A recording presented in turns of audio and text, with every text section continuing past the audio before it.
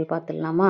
சின்ன வெங்காயம், தக்காளி, பிரிஞ்சி, ஒரு பட்டை, 2 ஏலக்காய், கருவேப்பிலை, கொத்தமல்லி, புதினா இது மட்டும் இருந்தாலே போதும்.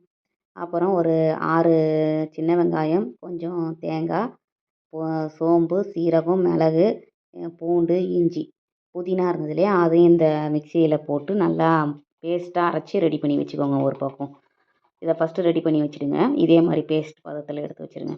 அப்புறம் ஒரு குக்கரில் வந்துட்டு 4 ஸ்பூன் எண்ணெய் விட்டு மசாலா ஐட்டம்லாம் போட்டுட்டு அது கொஞ்சம் ஹீட் ஆகட்டும். ஹீட் ஆனோடனே கொஞ்சமாக சோம்பு போடுங்க. சோம்பு போட்டுட்டு சின்ன வெங்காயம் ரெடி பண்ணி வச்சுருந்தோம் இல்லையா, நறுக்கி வச்சுருந்த சின்ன வெங்காயத்தை எடுத்து போட்டு நல்லா பொன்னிறமாக வரணும்.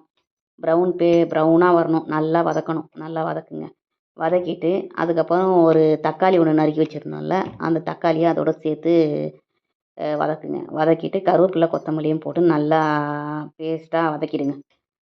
வதக்கிட்ட பிறகு நம்ம அரைச்சி வச்சுருந்தோம் இல்லையா, தேங்காய், சின்ன வெங்காயம்லாம் போட்டு அதோடு சேர்த்து மிக்ஸ் பண்ணிட்டுங்க. மிக்ஸ் பண்ணி நல்லா வதக்கி விட்டுருங்க. கொஞ்சம் மூடி வச்சுருங்க. அது அந்த ஊற்றி நல்லா வதக்கின உடனே ஒரே ஸ்மெல்லாக இருக்கும் நம்ம வீடியோ பார்க்குறதுக்கு. அப்புறமா ஓப்பன் பண்ணி அதில் வந்து மசாலா என்ன சேர்க்கணும் அப்படின்னு பார்த்தீங்கன்னா, மிளகாத்தூள், மல்லித்தூள், மஞ்சத்தூள், கொஞ்சம் உப்பு. நான் இந்து உப்பு சேர்த்துருக்கேன். உங்களுக்கு என்ன நீங்கள் வச்சுருக்கீங்களோ அந்த உப்பே சேர்த்துக்கோங்க, ஒன்றும் ப்ராப்ளம் இல்லை.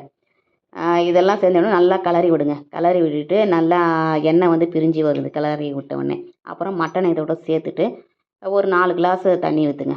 4 கிளாஸ் தண்ணி ஊற்றிட்டு ஒரு 4 விசில் விடுங்க போதும்.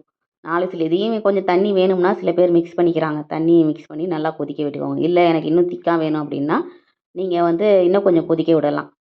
ஒரு 2 விசில் எக்ஸ்ட்ரா விட்டாலும் நல்லா திக்காக வந்துடும். இல்லைன்னா நீங்கள் கொதிக்க விடுங்க. எனக்கு இதுவே போதுமானதாக இருந்தது. அதனால் எனக்கு கிரேவி நான் ரைஸுக்கு போட்டு சாப்பிட்ற மாதிரி தான் செஞ்சுருக்கேன். அதுவே கிரேவியே போதுமானது. அதனால் பண்ணி முடிச்சாச்சு. இதுதான் நான் செஞ்ச செட்டிநாடு மட்டன் கிரேவி. இதை பார்த்துட்டு என்னன்னு கமெண்ட் பண்ணுங்கள். நெக்ஸ்ட் வீடியோவில் பார்க்கலாம். பாய்.